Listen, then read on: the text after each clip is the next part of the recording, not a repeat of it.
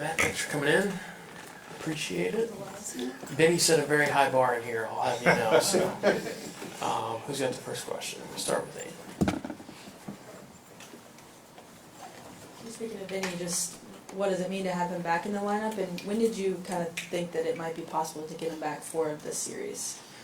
Well, what it means, we're really excited about it, first of all, and the amount of work he's put in and the dedication is really remarkable, and how quickly he's healed up. We know there's still healing that needs to happen, but it's really incredible what he's done, and the whole training staff with Blummer and KT and those guys to get him back, really, really special. When did I first think? Yeah, I think I probably started to think it was a possibility last week in DC when I went to watch him hit in the cage, and I had seen a couple of videos, but when I watched his face and didn't see him grimacing and those kinds of things, that's when I thought it might be real. Just one quick roster question. Going with 11 pitchers, 15 position players, what led to that split there for you guys? Well, a lot of things. We considered every avenue. We use our roster. We pinch run, we pinch hit. We think that's the best way for us to match up throughout this series with these guys. We need to be able to pinch run, and do the things that we've done all season. At the same time, on the pitching side, our strength has been our pitching, and if the guys perform, we feel like we're going to be fine with that amount of depth. We also have length in the bullpen with Brady and with Lynch, and at this time of year, workloads and all that kind of thing are kind of out the window. Jake, third row on your left. Thank you.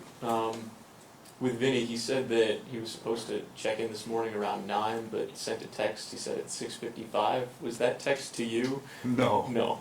But I guess at what point did you hear from whoever that text was to that he was up that early and also raring to go and gave the green light? Well, he was up a few hours later than me because I was ready to go a lot earlier than that. But I'm assuming he sent it to KT. We knew at 9 was kind of the magic number that we wanted to find out, with the rosters having to be set at 10. So once we got that notification from KT around 9, we were good to go. What kind of communication was there from you back to him saying, okay, you're officially on it, you're a go, and also you're in the lineup? Well, we told him yesterday when we left, if everything was fine this morning, that would be the case. I did not call him or text him or anything today, but as long as he woke up, once he finished hitting yesterday and things were the same, once we got through the treatments and all that kind of stuff yesterday afternoon, as long as he checked in this morning okay, we were going to be good. Go to Jalen in the second row. Hey Q, you preached the message today all season and really since you first came to the Royals.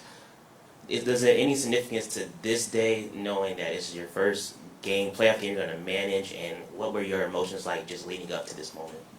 Yeah, I would say so. I mean, I think you'd have to be a little bit crazy or to not understand where you are and appreciate it, really. And I think that's part of the benefit of the Live Today motto, or whatever you want to call it, is because if you do stay in the moment, you can appreciate the things you're going through. It's not a matter of, well, I'm just going to wait for the next best thing or the next biggest opportunity. It's appreciate where you are and understand that you're not here because of yourself. You're here because of everybody that's ever had an influence on you. And as far as a team, this isn't a one-man team, right? And that's the thing these guys have embraced. But as far as me personally, yeah, I've taken every opportunity I can to appreciate the fact that for the first time, my family will be here with me in a postseason.